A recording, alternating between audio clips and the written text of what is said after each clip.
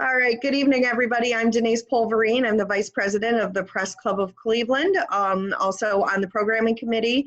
And tonight we're really pleased to welcome the Cleveland School CEO, Eric Gordon, to talk about everything that's been going on in this very unpredictable year.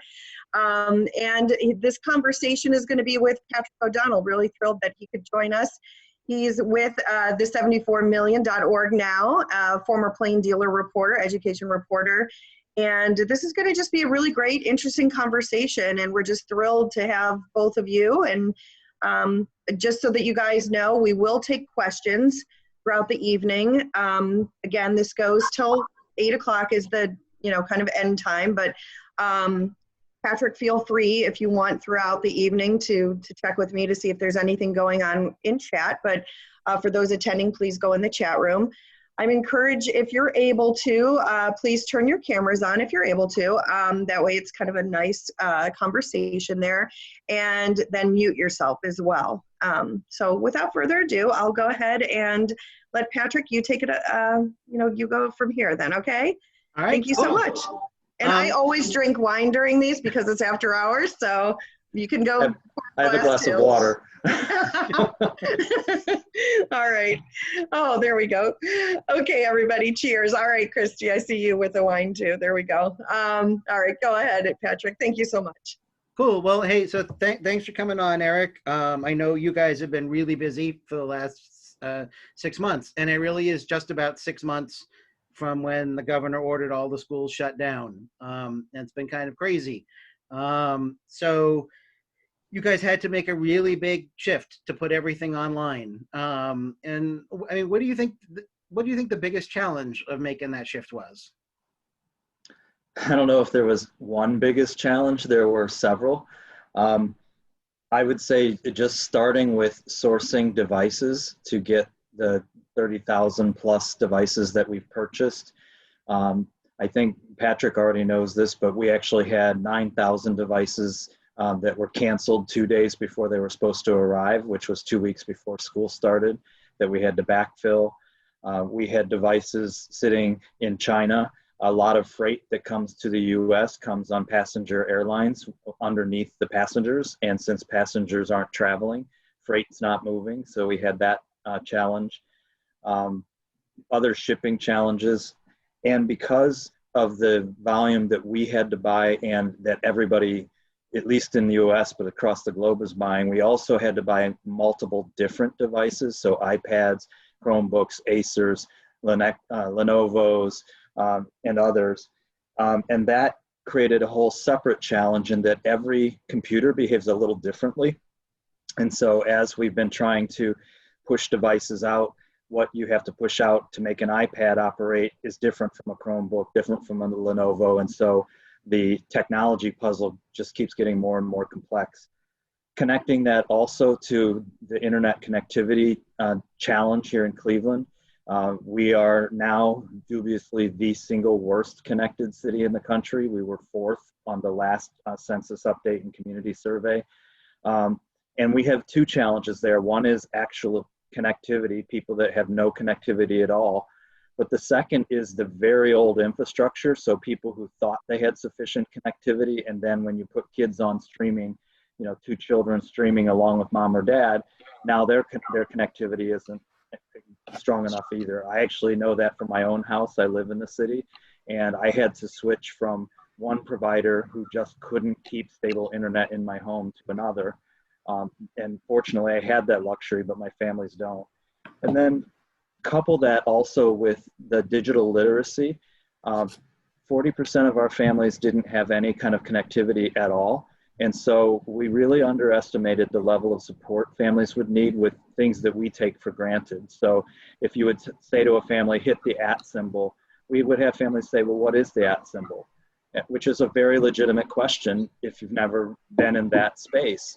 Or, step 1, connect your device to the internet. Well, how do I do that? And so the amount of support families needed was another big part of the challenge. All that said, we have weathered through it. It was a bumpy start. I'll be the first to admit it. But our call center volumes are down to about 7-minute waits, 6 minutes per call.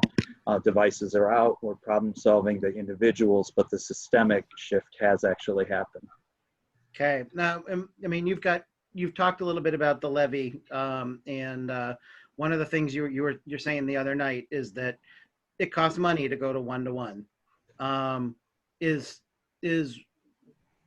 what is making this shift? Well, first off, how expensive is it going to be to continue one-to-one? Well, we're working with MCPC, which is a local company here in Cleveland that does a kind of nuts to bolts to help us really move from the emergency response to a long-term planned and deliberate response. So I'll feel better about numbers once we've done that work. What are the couple of devices, not the 5 different ones, the imaging, the help desk, all of that. We know the devices have a 3 to 5 year life cycle, so we're thinking probably replacing a quarter of the devices a year, as opposed to buying all of them in a single year. We've got to connect this community permanently, so the hotspot support as well. We know that we've spent at least $14 million on devices and another 3 or 4 million off the top of my head on connectivity. So we're looking at least in the, even if we think it's a quarter of that, we're starting to look like $5 million a year just in that alone. But again, I'll feel better about that once we've moved through the emergency response and shifted to a plan for response. But I am committed that we're not going to revert, that we are now a one-to-one district and that we will keep devices and keep connectivity. And I think you all know, anytime I do get on media, I keep lifting, we need a permanent solution, particularly for the connectivity problem. And that shouldn't be the school district's problem. We'll be a part of it, but it should be our community's problem to get people connected, whether they have children or not. How do you think the Digital C project is going? The Digital C project is moving more slowly than I would like, but it is moving. There's one of the challenges we're facing in Cleveland right now is that there are a lot of good ideas and they're all competing with each other, and our larger community, in my opinion, hasn't yet coalesced on a comprehensive solution. So Digital C is a part of that solution. I don't think it's ever going to be fully the solution. It's also working with providers and many other things. But why I leaned into Digital C is because they are taking action where we're still trying to figure out the rest of our community response. And by being the customer, we can provide the large capital or the large cash flow dollars they need to get into homes. We've done some canvassing, particularly in Clark Fulton neighborhood, and we're looking at Huff and a few other neighborhoods. And I would say we've got probably 300 or 400 at my last check of families that have been moved off of hotspots onto low-cost in-home internet. But that's far from where we need to be. I mean, we're talking about the need to connect thousands of families, I would argue, in the next year. Okay. Do you think there's any chance that the city or state will be able to come up with real money to push that? Well, I think the state has a real opportunity by putting it into the capital budget for infrastructure, if and when the state passes a capital budget, because capital budgets are actually about bonding, and interest rates are incredibly low. So it's not cash on hand, it's against future. And you have to be careful with that, but there's an opportunity there. The federal government also has an opportunity, even just by revising some of the current E-rate rules, that would allow us to move some of the dollars that currently think of physical classrooms to infrastructure for these remote classrooms, right? And I think it's gotten bipartisan interest in both chambers of Congress, so that if and when Congress can move back past all the things that are keeping them at stalemate, this is an issue where both sides of the aisle know we need a fix. And it's a rural and urban problem, so it doesn't pit whether you believe in urban communities or not, which is often obviously at discussion. The city.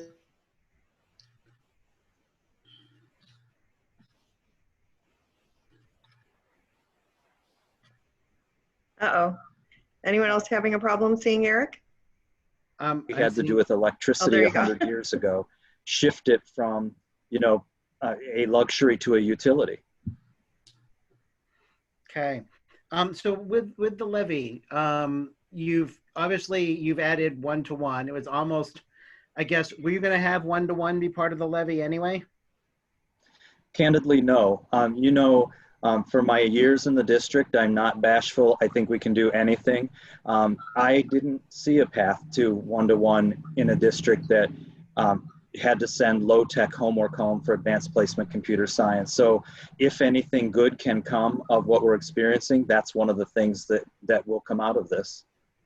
So, I mean, what else can people count on if the levy passes? Well, the levy is really about continuing building upon what we have done. So first and foremost, it has to be about achievement and continuing to raise reading and math scores, continuing to raise graduation requirements, expanding early childhood access. It will also candidly be some recovery from post-COVID and where kids are based on lost time for learning. So that's, certainly first. But secondly, it's also about, the way we got there was by making sure we have great teachers in our classrooms and reasonable class sizes. You'll all remember if you were here pre-issue 107, we had 40 plus kids in a classroom, and that's just never going to be a successful learning environment.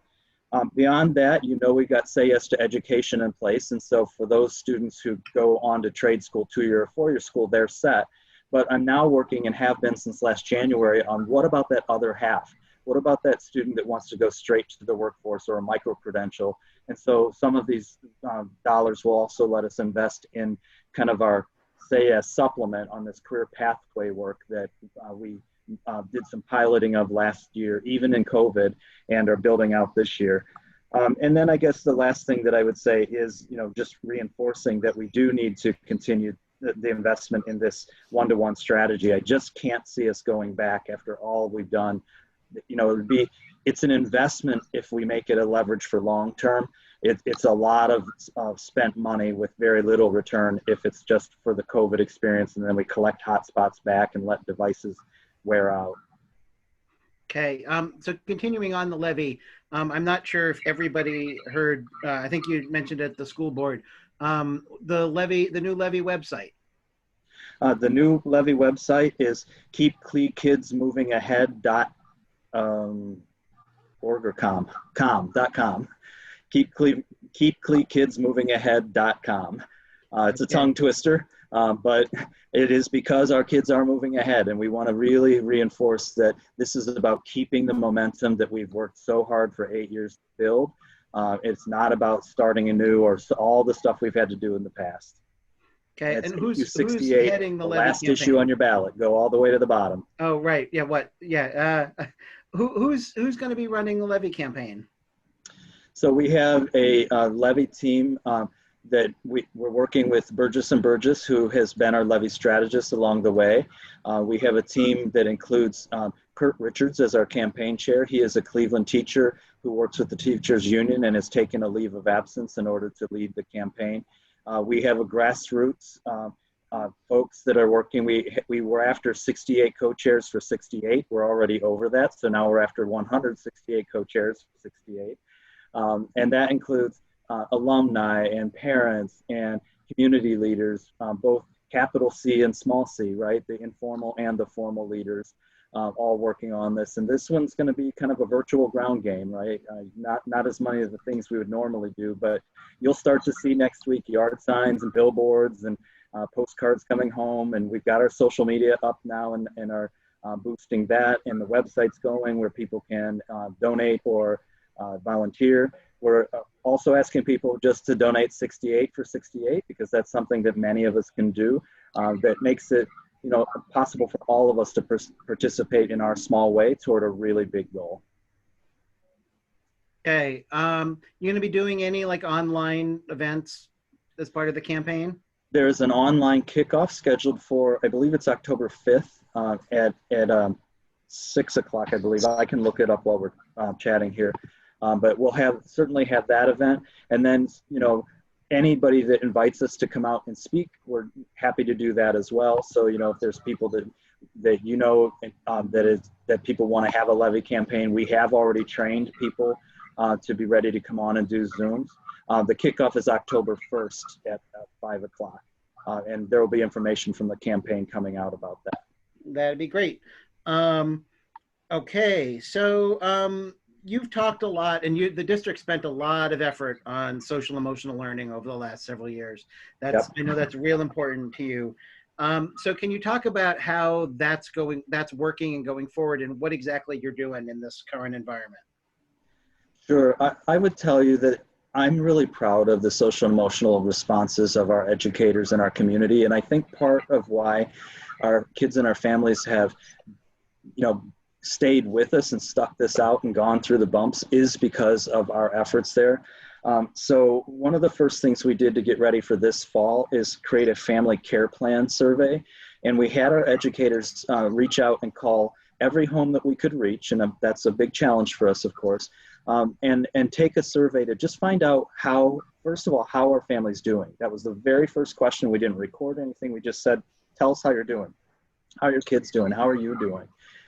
Once we did that, then we checked in on basic needs, so do you need food? Because we have 2 food plans, and let's get you signed up for that.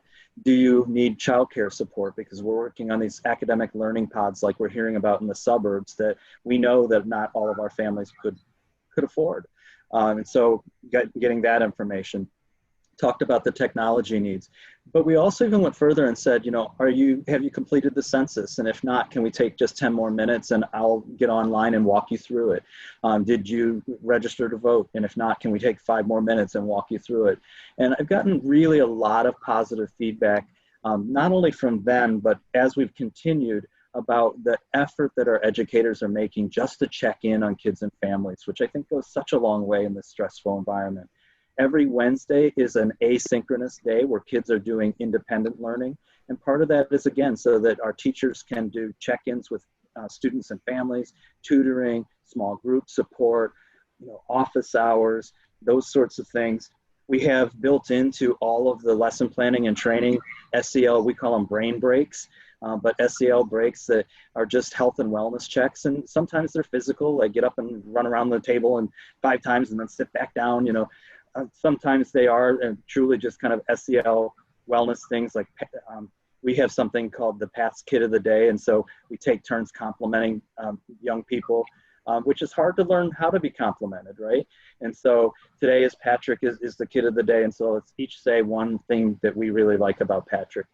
We have created return to school materials for students, parents, and educators. That's videos, it's workbooks, those sorts of things. And then we pushed really aggressively support. And so you've probably heard me say any number of times, I'm not asking parents to be great 6th grade math teachers. I just want you to be a great mom and dad. We'll figure out the math. And I want you to just take every chance to make something learning. And so if you're watching TV, talk about what you're watching. And I don't care if it doesn't have to be highbrow. If you're watching a sitcom that makes you laugh, talk about what made you laugh. That's learning, right? And then finally, remember that we've never lived through a pandemic, so ask for help. And one of the things we did this year, we didn't do our calendar that we normally put out. Instead, we actually sent a postcard to every Cleveland resident, whether they have children or not, whether they have our children or not, saying, here are all the places you can get help from the district, from community resources. So we've really put a lot of effort into social and emotional health. And then internally, we're doing the same thing. And so you probably don't know it, but a few years ago, I started once a month randomly sending a small treat out to every school building, so that just saying thank you to employees, popcorn or something, right? Well, I can't do that in this environment. And so on the first Friday of the school year, we sent a virtual care package, and it just had like good exercises and some recipes from some of your peers and a virtual spa day and things like that, just to help remind our employees to take care of themselves as well. So that, if we bring our whole selves to this, we're going to solve our problems better. You had, well, first off, you mentioned the Paths Kid of the Day. Paths is one of your SEL curriculum material programs. Are you teaching the same SEL classes like you were before? Or are you now shifting to more social emotional support right now? No, we've still asked our educators to continue to use the SEL curricula. The good news about all of the SEL curricula we have invested in is none of it is standalone. It's all expected to be embedded into your content learning. So PATHS, as an example, PATHS was picked because it is a literacy-based program. And so you embed the PATHS practices into your literacy lessons. So we're still asking our educators to explicitly teach the skills. And the reason that's important is because it's getting the implicit and making it explicit. It's helping young people be able to name their feelings and know how to manage them. To look at this crowd and say, ooh, it doesn't look like David's very happy. How should I react to how David's feeling? And so it's important to keep teaching the skills and providing the support. So that those lessons are still happening on online. To the best of our ability, they are supposed to be happening. Now, I'll tell you, it's week 3, and I don't get, one of the things I'm missing most right now is this time of year, I spend so much time visiting schools and seeing how things are going. I can't visit our classrooms while our teachers, our kids, and our families are trying to learn this remote learning. The single worst thing that happens is the superintendent shows up in your room while you're trying to practice these new skills. So I can't say that I've seen it for myself. I can tell you it's a deliberate part of our curriculum. Okay, so we have a question from someone else that really ties into this and a little bit to some stuff I was going to ask later. It's about how kids rely on schools for meals and for social and after school activities and things like that. And I'm also very aware you had the social supports and academic supports for Say Yes underway for a year, and then this cut that short. So what's going on with after school supports? What's going on with the Say Yes help? Like, how's all that going? Yeah, so Say Yes is still very fully engaged and actively in place. We had to adapt like everything else, but our Say Yes family support specialists are now in 43 schools across the district. We did move forward with cohort 2. They are actually physically going to the school building so that they can access any of the resources we have, and then doing a lot of virtual support. It just happened yesterday to know of a parent who reached out to her family support specialist because they were having a device issue, and that's where the parent turned. And I happened to be copied on it and saw the support specialist jump right in. We are moving aggressively to implement pilots with telehealth as part of the commitment to expand health and mental health access. So we haven't backed off on that at all. The legal clinics are still in place, and so we're really working hard to make sure that people get virtual legal support through Legal Aid Society and the Bar Association. The out-of-school time providers that would have been providing after-school programming are largely the people we look to help us develop the academic learning pods. And we said to them, instead of providing after-school programming, we need you to provide during the day programming and support. And so we have 29 partners that have opened 47 sites for about 1,200 kids. So Say Yes is fully active, even though this virtual world makes everything look more opaque. We're still out there, we're still doing the work. I mean, how much do you think COVID is? I mean, I feel bad. You guys put all this effort into setting this up. You built all these things. You had all this structure in place. How much do you think COVID is hurting the effectiveness of all the support Say Yes put together? Yeah, I don't know if it's hurting the effectiveness of the support. It is making very, very obvious how much support is really needed. The inequities that we're addressing from COVID have been here. That's what I was fighting for. That's why Say Yes was so important. They're just so much more on display, and everybody can see them. But I don't see it as a diminishing return of support. I actually think the family support specialists are working maybe harder than they ever would have in the kind of live in-person world. We know, just as one example, our FAFSA completion rate, which is obviously tied to scholarships and everything, went up 4% last school year, even though we were in COVID. And we know nationally, and Patrick, I think you've reported on this, that people are seeing 20 to 40% declines in FAFSA completion. So that's a direct relationship to our Say Yes efforts. Now, the key is they got to go to school, right? So we're chasing kids now to make sure they actually go. And it looks like 4-year kids are going to campus, 2-year has lagged, very much like we're seeing with early childhood and kindergarten, kind of that same pattern. But I don't think it's diminished the effectiveness. I think it's really exposed how deep the need is in our community. Okay. The enrollment and attendance issue, you talked about that both with the Transformation Alliance and with the board this week.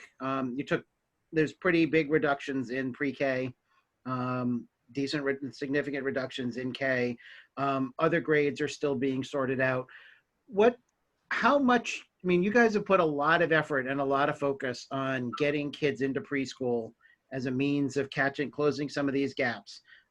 Kids aren't ready for kindergarten. Kids aren't ready for first grade. They're behind in third grade reading. And now kids aren't doing pre-K. How much is that going to hurt? Well, yeah, I mean, parents have truly redshirted their pre-K kids. They're not coming to school. And it's not just Cleveland, it's our partners, it's other, it's suburban communities, it's a national phenomenon. And I'm worried about it. And I have a kindergartner that she calls me grandpa and I call her my grandbaby. She's, a kid I've adopted along the way. And she came over last week with her iPad in hand and bounded in the house and jumped up on the couch and showed me her iPad and was showing me what she's doing with Miss Kelly, who's her teacher, which gives me it gives me ample evidence that even young children, we can find ways to make good experiences for them. But families are just really worried for their children. And there's still kind of a phenomenon that school doesn't really start till first grade. And so I think that's contributed to it. It's going to hurt. Where kids are going to start further behind than they otherwise would have. I think the difference maker is that the whole world had this stop. And so we're going to have to think about unfinished learning instead of closing gaps. And this matters a ton to me because one of the traps of urban education is always trying to fill in the gap, which has a deficit model behavior to it. So Patrick's not where he's supposed to be, so how do I fill in the gap? And I think this is part of an opportunity, if we seize it, to shift to where is Patrick and what is his unfinished learning so that we move him toward the goal. So if we want Patrick to be a good reader, what can Patrick do today? And how do we continue that building on what he already knows instead of saying, well, he isn't where we want him today. And so we've got to do this gap filling. But we're going to start behind, us and many, many other children across the country. And so I think we have to think of this differently than, kind of the normal world where, only some children were behind. We're going to see big gaps, across the country. So the gaps and the catch up is probably, I want to go into that quite a bit more in a few minutes. But before we move on, do you have a sense as to how much enrollment will be down in some of the other grades? You were talking about how, like, when kids withdraw, go somewhere else, it's not always reported to you immediately. Do you think the other grades will be down? So far, we don't have any evidence that they will. They're right about at projection, a little bit down in high school, but not any significant ones. And I have to say, I'm a bit surprised. I was concerned. I still am. I want to make sure kids are active, here, actively engaged, participating. But the numbers have been actually so far surprisingly stable. So yet to be seen, but I'm feeling more optimistic than I might have been even a week ago.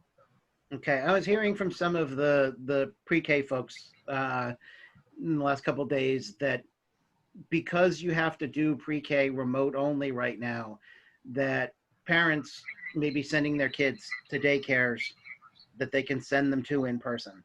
And do you think that's the kids are leaving the district to go to schools, charter schools or parochial schools that are meeting in person right now? Well, there's no evidence of that either. So, even preschools that are meeting in live or small group hybrid environments, their numbers are way down. So it doesn't seem to be an issue of remote learning versus hybrid learning. And candidly, even before we announced remote, our preschool and kindergarten numbers were way down. I think families are worried for their young children, right? And this beginning school experience that is supposed to be this, it's already hard for moms and dads to send their 4 or 5-year-old. I think, a lot of families are just saying, I'm taking a pass. I also think, because I was surprised at lower than anticipated numbers of families who said they needed care support, I think there's still a lot of people who, while they should be back at work, are still home, whether it's because their job put them home or whether it's because of job reductions or eliminations. And so I can keep my kid home, because I'm home. So I don't have evidence that we're, and again, I was on a national call today and we're all having the same conversation. There's not a lot of evidence yet that kids are showing up in numbers at other places. It's that they're not showing up. Okay. When you refer to it as red shirt, and I mean, obviously when in the college sense, you red shirt for a year and you still get your 4 years of eligibility. If parents hold their kids out of preschool this year, are they going to get an extra year later? Well, Or I they think really we maybe, lost that year? I think we maybe need to consider that. I mean, I used red shirt in we're sitting Right. it out a year, but those are the kinds of things that I keep challenging my team to say that we should not be rushing just to put the system back the way it was. We should be asking ourselves actively, what can we do differently that might just be better? And so maybe it is that we say, okay, all these kids that waited a year still deserve a really high quality preschool experience. They may be a year older, but okay. If that's where the journey begins, because that's where their unfinished learning is, then let's begin there. If I had my magic wand, we would get to multi-age classrooms that actually have kids who are more similarly prepared working together, despite the fact that one's 4 and another's 5, and many other things. So I don't think we should take those things off the table easily. I mean, can you afford to give kids an extra preschool year? Well, if we're not giving it to them this year, it's not actually an extra year, right? So, Okay. All right, and cool. gotta make it work. And I have to live, as much as I think I don't, I have to live in a regulatory space of state and national policy too. So I can't just do everything I'd like, but I'm not shy of trying to push and challenge and change so that we can do what I think is best. Okay. So, I mean, you've talked a little bit this week about thoughts about going forward, and I guess I'm a little confused as to which things are things you hope and which things you think you can actually carry out going forward. So, like, can you talk a little bit about what your academic plan is or will likely be in order to make up for this lost time that kids have? I can't fully yet, Patrick, because this is an emerging situation that literally is still changing day by day.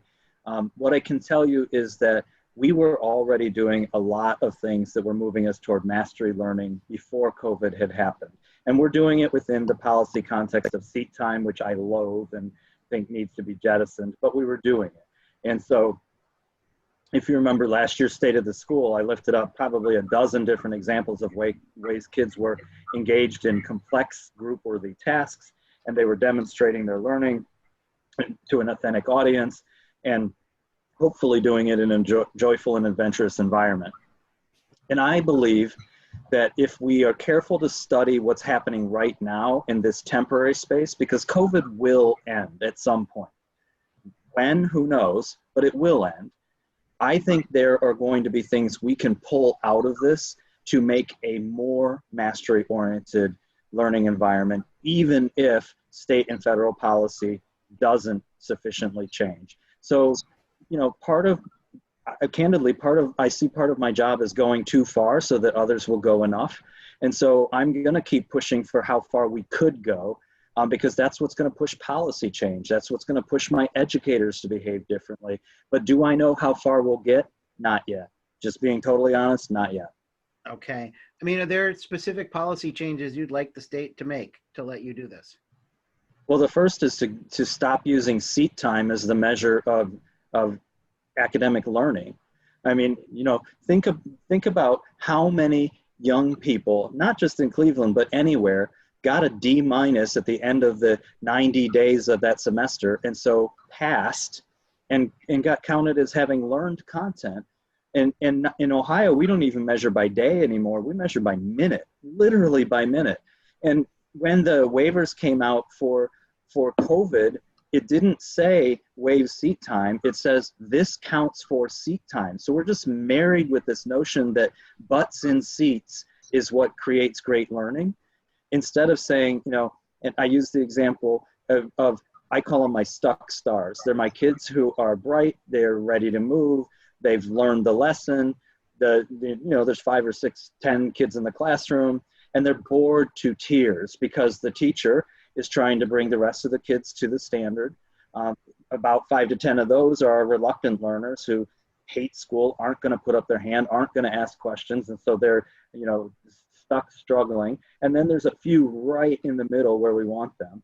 Well, what if the stuck star actually got to say, you know, we have a space where you can go work independently on your asynchronous learning to keep going, which means my class size just got smaller and I can focus on kids who need me more. I don't think those things are out of the realm of possibility, but I think it requires us to think very differently about what matters. Is it mastery of content, or is it marching through time? I mean, even colleges and universities in our country measure their 4-year graduation rate on 6 years of completion. But in high schools, it's 4 years for 4 years, regardless of what makes most sense for children. So I just think a lot of the time policies have to be revisited. So do you think you're going to shift to grade bands and moving kids of multiple ages into the same grade, the same band? Again, I honestly don't know yet what it's going to look like when we pull out of this. Part of the opportunity, because I'm just not willing to let this be a complete travesty, part of the opportunity is to test and learn what things work. And, you know, so we're really trying to watch and see, you know, what kinds of asynchronous assignments do kids thrive in and for whom? And because it's not all on the screen, you know, I mean, one of the things we did that I think was a smart move for us is when we sent the device home, we also sent a bag of school supplies, art supplies, and music supplies so that we could say to students, okay, you just learned this lesson. Now I want you to go construct a project. I want you to get away from the screen and construct a project that you're going to show us when we come back together in our class. Because, you know, the device is only one tool of a way a student can demonstrate their learning. And so I think, you know, we need to use this opportunity to see what is the new, I'm calling it the learning relationship between the student, the family, and the teacher that makes sense and works, and how do we bring that forward? And then what do we discard because it was necessary in COVID?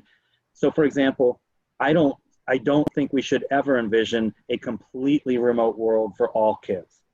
But there may be a much more flexible world, particularly for high school kids, about when and how you do your content. We know high school kids should not be up early. Their body chemistry doesn't do it. And yet we drag them out on buses at 6:30 in the morning for an 8 a.m. start so that they can learn chemistry from 8 to 8:52, Monday through Friday, because that's when chemistry is learned. Instead of saying, use the flipped lesson from, you know, Mr. Gordon to view the chemistry and do this quick assessment. And if you got it, here's your assignment. And if not, here's office hours or the chemistry tutorial. So again, don't know what it's going to look like yet. I do know that I'm not going to simply fall back to how quickly can we get back to a system that didn't serve children well, whether they were Cleveland's children or affluent suburbs like where I worked before Cleveland. So the flipped classroom idea, that a lot of that will happen if you go hybrid, yes? Yeah, hybrid worries me, and I know we have to figure it out, but I'm worried about how does the classroom teacher have 12 students in front of him or her and 12 or 13 students remote Monday and Tuesday, and then flip-flop and have the other 12 live and 12 remote Thursday and Friday. I'm pushing really hard around the country trying to learn who's figuring this out. Right now, my kids, those that have engaged, and we've got to keep pushing that, they have active engagement like we're having 4 days a week. And then Wednesday is that office hour intervention tutoring support. What happens when 12 kids are sitting in front of me here? Now I have the other 12 or 13 kids having asynchronous kind of learning 3 days a week.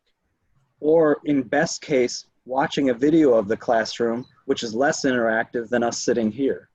So I'm actually, and we're actively pushing this question around, I'm actually a bit concerned that hybrid could actually be a less productive learning environment for kids and educators if we don't really figure this out well. So, I mean, I've talked to and visited a couple of schools, and some of them having their teachers, right, have video on them while they're teaching the kids in the classroom. But I'm also hearing some other places where you've got one teacher doing the online classes and one person doing the in-person. Well, like, what do you think you guys are going to do? Are you going to have the one teacher teach to the kids in the class and on camera to the kids on their computers at the same time?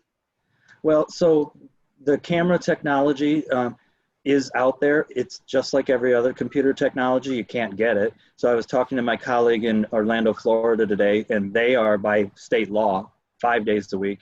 And then they have about 60% of their kids that didn't come back. So they're actually 100% in or 100% remote. And they're trying to use the camera technology, and they're, 5 weeks into school and still don't have enough cameras. So I don't see that as a near-term solution. We are talking about how we can do some teacher pairing so that we could do, who's working live with kids, who's working remotely, but that's a body issue. I mean, we didn't suddenly have twice as many bodies so that we can have 12-to-1 classrooms. A school district outside of Dallas, Texas, they're actually, and I don't like this idea, but they're actually having their kids come with their device, and then they're logging on and the teacher's still teaching them through the device, even while they're sitting in the classroom as their camera, right? So that the 12 kids at home and the 13 kids in the room are getting the same experience. What I think we're tending toward, and we haven't landed yet, I think we're starting to ask ourselves who needs hybrid and who can continue remote. And maybe it's a much more differentiated and not such a bifurcated, everybody's in hybrid or everybody's in remote. High school students largely can be much more independent. And maybe we have office hours and some, class supports for science on Monday and math on Tuesday and things like that, because you can't do hall changes. You can't run a regular schedule. Middle schoolers have a different kind of need. Youngest kids or students with disabilities maybe need more time. So I imagine we're probably going to have a more differentiated approach to hybrid when we get there. But it's the open question we're actively working on right now. It's not certainly going to be as clean and cut as it kind of sounded in theory back in June and July when we were all thinking about what to do. How do you think the teachers are adapting to teaching online and not seeing their kids in person right now? I have to tell you, it's just been incredible to watch how our teachers have responded. They've learned things that none of us would have envisioned. They have been creative about how to make classrooms engaging. I had yesterday a principal send me 15 images from their kindergarten class where the kids had huge smiles on their face, and the teacher did too. And it was an art project that she gave them in their asynchronous that they got to come back and show and tell, and it was connected to social emotional learning, explaining who they were and what the class should know. I saw a PE teacher who was literally not shouting, but like coaching into the computer.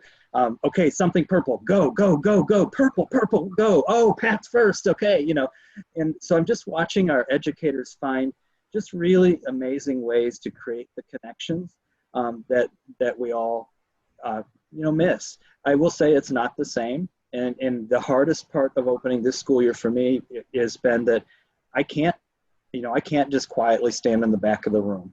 If I pop up on that screen, there is no quietly popping up on that screen. And so we're all missing the real interaction with kids. But I have to say, I've seen so many examples. I had a teacher reach out to me and say, I'm a veteran teacher. I'm so afraid of this. And I had sent a message out saying, give yourself grace and permission. The first week, do things like do a scavenger hunt with your kids around Schoology. Figure it out together. You don't have to be teaching math on day one. And she wrote back and she said, Mr. Gordon, I'm so grateful for that. I'm a veteran teacher. I'm at the end of my career. I'm trying so hard to learn this. And that's what's happening with our teachers and our kids, is that they're figuring it out. And I can't tell you of a teacher that said, I'm not going to figure this out. They're trying and making the best of it. Do you think kids can learn as much online? I don't know as much. I think kids can learn deeply online. And I think we have to figure out what works and what doesn't. This year I started and ended my State of the Schools with our all-city choir. It was our middle school kids in the beginning, our 3rd to 5th grade, so not even middle school, and our high school kids at the end. And both of those pieces were created last spring in the shutdown.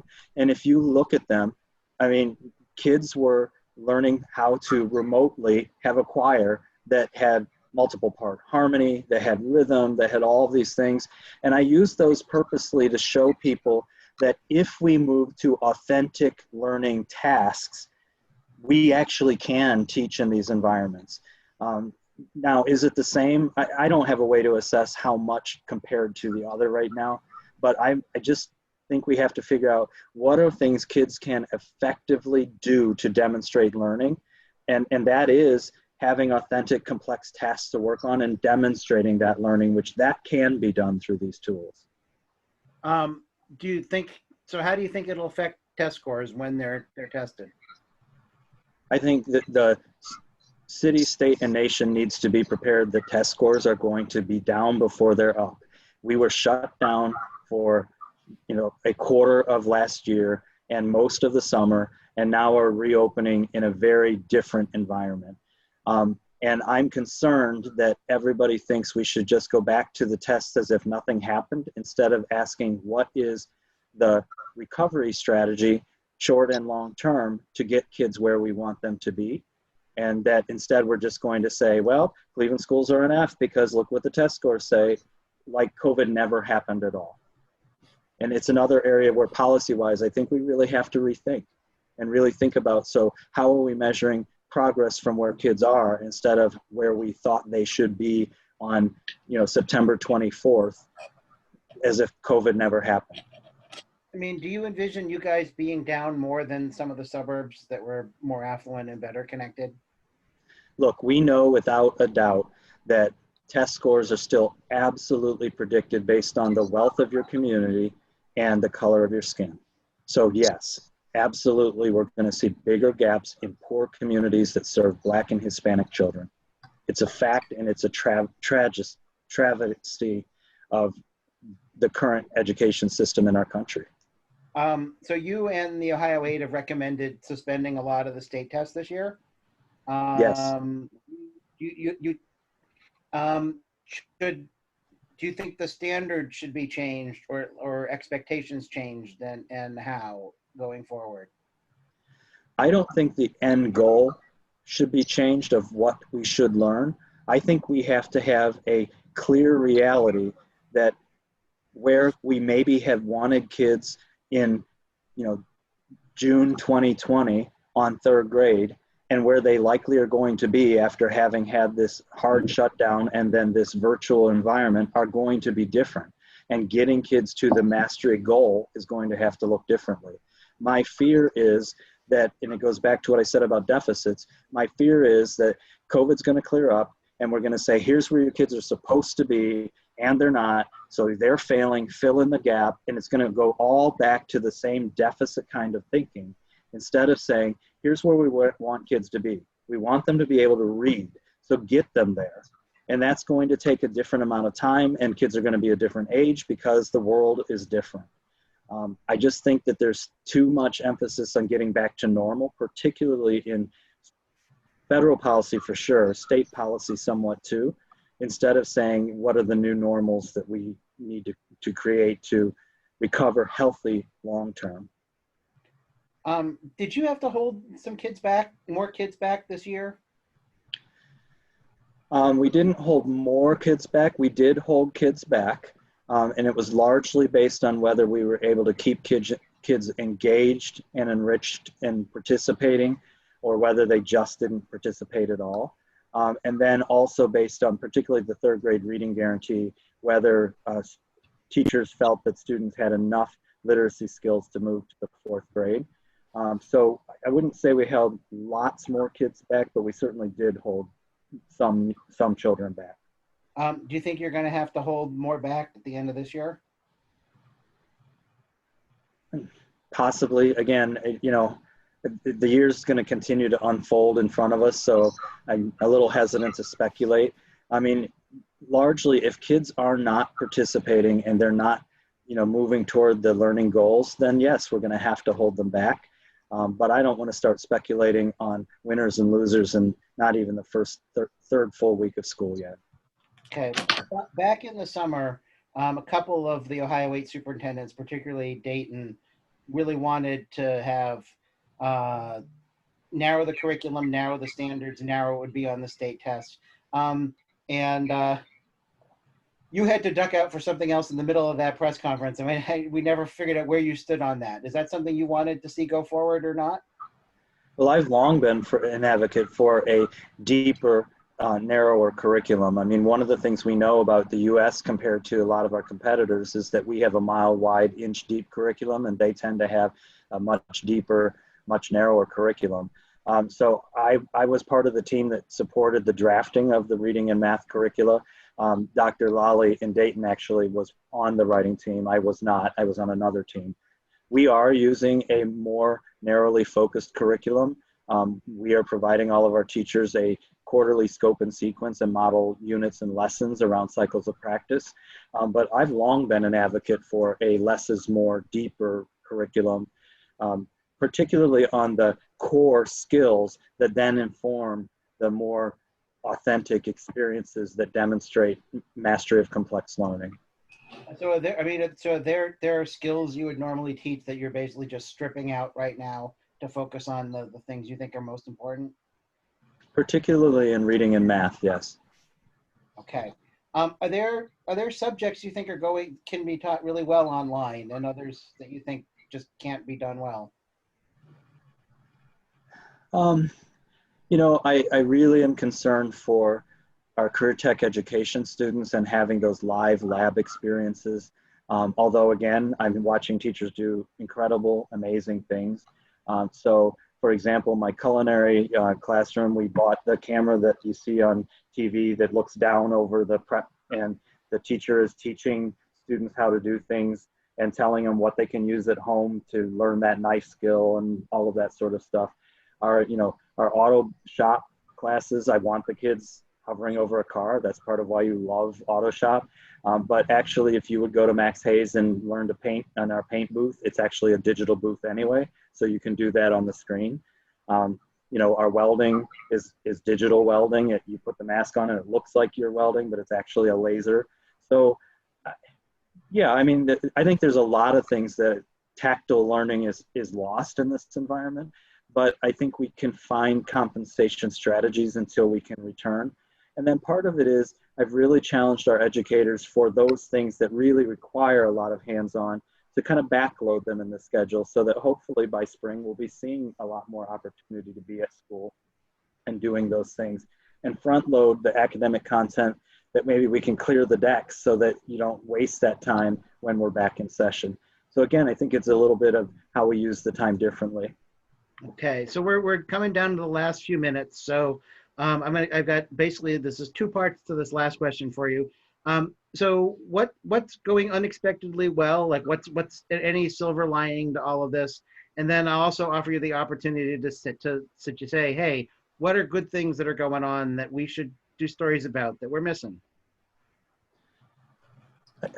This is probably not the answer that you're expecting, but I am just incredibly proud of the resiliency of our community and the stick-to-itness, and I mean that for everyone, our kids, our teachers, our parents, and let me tell you, we've got some frustrated parents, and they should be. It's frustrating, but they're still in the game trying to figure this out. They're working with their school, they're working with their teacher, they're working with their child, and I think that the emerging learning relationship, if we capitalize it, is going to be much more deep and integrated than any of the learning experiences before. I think parents have a much healthier appreciation of the value of teachers, which candidly in our country had been lost. I think that they also have gotten a pretty good glimpse at what we didn't do well, and we're much more aware of things we should have been doing better.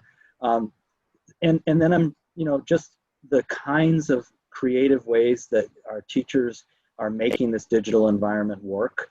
I'm just really proud of those things. And those are the stories that I hope you can add in, that you can lift up a single student's family's educational experience and, let them shine, because, there's just a lot of despair about this lost generation of children. And I just can't buy it. And I said this at the graduation speech for our kids, but I fundamentally believe that years from now, we're going to be looking at the renaissance that came out of this experience. So it might be students who created poetry or wrote stories or became artists to tell the story, like we saw out of other national or international kinds of tragedy. It might be people that went into healthcare because of loved ones they lost, or scientists because they want to solve the next plague. It might be people that go into politics because they think we did a terrible job and can do better, or because they liked their politicians, or maybe they liked the politician and then didn't like the politician, right? Like we're seeing with Governor DeWine, who early on people thought was doing a great job and now don't. Or people that will go to be teachers because of the teacher that they had during this experience. So, like I'm not naive to say that we don't have some real challenges in closing learning gaps and all of those sorts of things. But I just also really believe in children and in learning. And I hope you get to tell some of those stories of young people that are doing incredible things in harsh circumstances, that, now the whole world can see the harshness, but they still don't see my gems inside of that rough. All right. Patrick or Eric, anything else? Thank you for having me. I don't often actually get to just talk about education. You can tell that if you gave me the time, I would keep doing it. I want to honor your 8 o'clock, and my wife said I would actually have dinner at 8 o'clock. So I got to get down and make sure that I stay married. That's right. Most important. Well, thank you so much. That was a great conversation. I learned a bunch. I took a bunch of notes, and just even as a journalist, you gave some really great ideas of different angles that we can cover, and just think about, we know a lot of hard work is going into everything that you're doing. And we're also, we had a lot of questions along the way too that Patrick wove in there from the chat room. So I appreciate that. Thank you to everyone who joined. This is recorded, so you can definitely check it out again. And again, Patrick, you did a wonderful job. Eric, thank you for joining us. And all of you, thank you for joining us for our Behind the Headlines program. And we'll have an announcement soon on our next guest for next month. Thank you so much. Good night, everybody. Good night, everybody.